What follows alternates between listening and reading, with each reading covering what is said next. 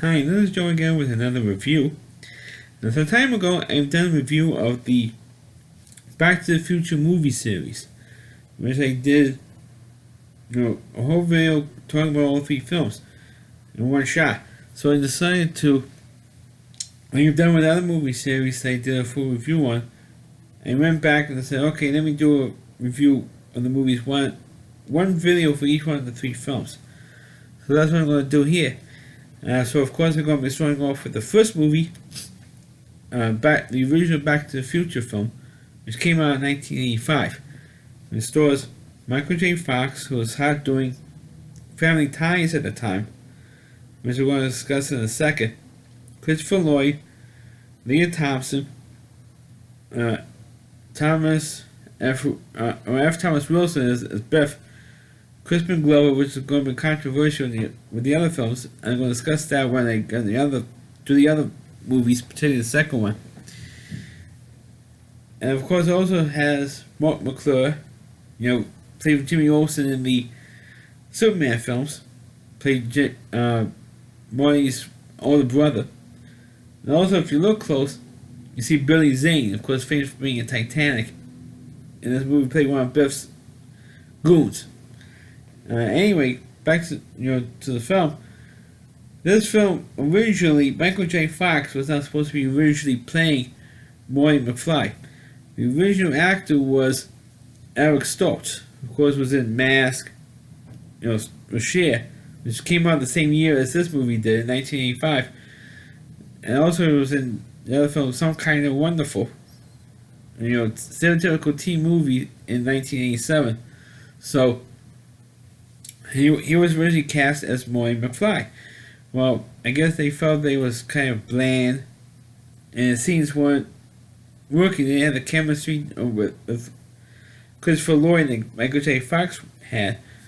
They didn't have the charisma as the Michael J. Fox had. So they got rid of him. They literally fired Eric Stoltz, and they brought in Michael J. Fox. Now the problem was, like I just mentioned, he was doing Family Ties at the same time as Back to the Future. And if you watch the original film, most of his scenes, and you can see the same thing for the second movie as well, most of his scenes are filmed at night. Now the reason for that it's not because of a plot element, it's because to be compatible with Michael J. Fox's schedule in Family Ties. He would literally do Family Ties, do the rehearsals, do the tapings of the episodes, and then we'll immediately go to the set to do the Back to the Future set, particularly the scenes in the mall, in the mall parking lot at night. So he will spend almost 20 hours a day, 20 to 22 hours, either 22 hours a day, filming both Family Ties and Back to the Future. So the guy was completely exhausted by the time he finished filming of Back to the Future. Because Family Ties was done on hiatus at the time they were filming Back to the Future. So that's why a lot of the scenes were filmed at night for Back to the Future. But there were, of course, scenes shot during the day, but it's very few and far between daylight scenes at night for Back to the Future. That's because of the time schedule. Well, of course, onto the plot. The plot is, of course, Michael J. Fox as Marty McFly, who, with his friend, Doc Brown, played by Christopher Lloyd. Christopher Lloyd he is a good actor, but he always had, throughout his career, a habit of playing these zany, off-the-wall characters, from Taxi, Reverend Jim Taxi, to, of course, Back to the Future. He also played the Angel in Angels in the Outfield remake in 1984. The only straight role he had was in the movie The Legend of the Lone Ranger and in Star Trek 3. That's about he played the main Klingon in Star Trek 3. Those are the only two roles where he wasn't a zany character, or over the top zaniness. And this one night, Marty McFly is kind of like a loser. Pretty much, he tries hard, but he's kind of like a live action version of Charlie Brown. Tries hard, but he's a loser. And there's one night when he wants to go out with date for his girlfriend on a camping trip. He finds out that he couldn't use the car is wrecked. And he dreams to have like this big pickup truck that his parents couldn't afford. And all that stuff. His father was a dweeb, he's geeky loser as well. He has an uncle who always is always in jail, and all this type of thing. And there's one particular night after he's bummed out, couldn't go with his girlfriend on a camping trip. He gets a call from Doc Brown to meet him in the parking lot of the local mall. So he goes there, and Morty finds out that Doc Brown had made a time machine out of a DeLorean. Now, if you don't know what a DeLorean is, I'm sure you can look up on Wikipedia and find out what a DeLorean is. It's like a special high-tech, like a 21st century car in the 20th century. The cars open up like two wings and stuff. It was really a cool looking thing. But the head of the DeLorean company got like busted for drugs or drug dealing or something like that. And the company went out of business almost around the time that the movies came out. So of course they were kind of make a joke. They made a time machine out of a DeLorean. And that was one of the classic lines in this film. And then they tested it, and they found out that the time machine does work, and they were filling it with plutonium. And they found out it was like a little subplot where Doc Brown, which he didn't see it, saw it on a news report, was that plutonium was stolen by a bunch of Libyans. And Doc Brown screwed the Libyans, got this game with some fake machine parts, and he stole the plutonium from them so he could use it in his time machine. Well, it does run on gas, but the part that makes the time machine part of the car work is plutonium. Well, 1.21 gigawatts of electricity or plutonium carries that type of juice to make the time machine part of the car work. Otherwise, the time machine part won't work without that 121 gigawatts. If the core runs at 88 miles an hour, but the plutonium will make the car go either to the past or the future stuff. Well, Doc Brown's explaining all this stuff. That's when the Libyans come and they kill Doc Brown, almost kill Morty a couple of times. So Morty gets into the car and travels back into the past, 30 years into the past, into 1955, and it happens to be on the time where his parents actually met, which Morty inadvertently interrupts the actual moment. That's when George was spying on what turned out to be George McFly, played with Crispin Glover, was spying on his love interest, which was Lorraine, played by Leah Thompson, who was like a smoking hot woman. And she was like the female version of Steve Guttenberg. She was in almost every other movie during the 80s. And, of course, she was in this one.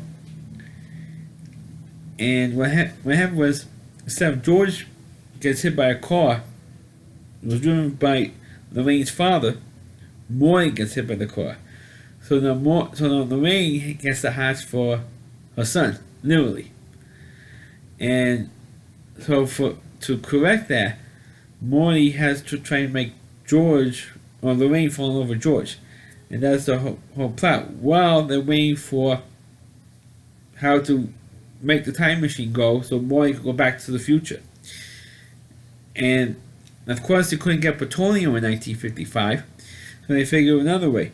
And so Doc Brown says, the only way to have the type of power to make the time machine go was a ball of lightning.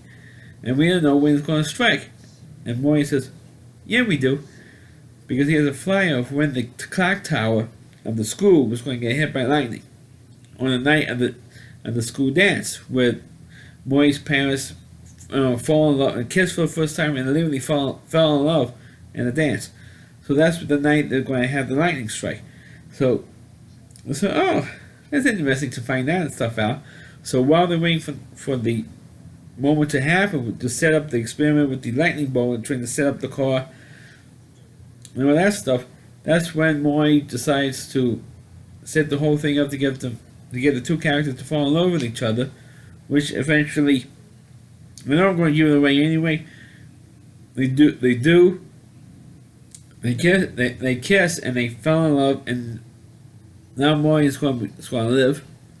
Because they didn't fall in love and get together in that dance, then we're not going to. That the Maury is going to be erased from existence along with his brother and his older brother and sister. So when that's going on, then of course they do the experiment at the end, and of course Maury does go back to the future. Of course he goes back to the future. Otherwise the movie would be called Back to the Future if he doesn't do it, right? So he does that, and of course what happens is that everything changes a little bit, because in the scene where Maury tries to set it up so that George would look tough, instead of hitting Maury, Beth was trying to literally rape Lorraine, and he defends Lorraine, pinches out Beth, who was like the big bully of the whole movie series, finds him out and says, hey, he defended Lorraine, and he became a big shot. And when Maury does go back to 1985, he finds out that now Beth is the wimp, is the wimpy loser, and now George is the successful one, with a series of book novels that he was writing and all that stuff. So of course, hey, now my life is now a little bit better. And he also, by the way, he also has a truck that he dreamed about at the beginning of the film, and now he's ready to go on his camping trip with his girlfriend Jennifer, and that's when Doc Brown comes back from the future to 1985 and says, "Okay, Maury, I need you to go back with me. So go back where? Back to the future." And he said, "Why? Is it going to happen with your kids?" I said, "Why? We're become assholes or something?" I said, "No, we're going. It's with your kids. Your problem is with your kids, Maury. Yours and Jennifer's kids." So Doc Brown, Maury, and Jennifer were in the car, the DeLorean. He says, "Wait a minute, we're not too far back. We don't have enough speed to get out to 55. Where we're going, we don't need 88 miles an hour. Excuse me, it's at 55. I meant to say 88 miles an hour." So Doc says, "Where we're going, we don't need roads." And he flips down this fancy, like, 21st century sunglasses, and the thing takes off. It literally takes off. Now the DeLorean can fly. And that's where the movie ends. It says, "To be continued." But the problem is that for a long, long time, we thought there was not going to be a sequel to this film, because, like I mentioned earlier, because of Michael J. Fox's time with Family Ties. Well, Family Ties was coming to an end in 1989. The last episode aired in May of 1989. So I guess now it will be free to. But the shooting schedule was a little bit looser for Family Ties now, because it was going to be going off the air in May 1989. So now they're going to make the sequel. And the sequel came out, I think, like in November or December 1989. And then the other movie comes out in the summer of 1990. But I want to get to those movies in other videos. So there's my review of the first Back to the Future film. Please click on the video, please rate it. Please subscribe to my channel, please forward this video to your Facebook pages. You can check out all my videos and on my YouTube channel, rallyc.com, that's over WDY, and that's c.com, that's the homepage of Rally Reviewer. Christy Moore, and please check out all of his videos on his website. Thanks for watching, and catch you next time.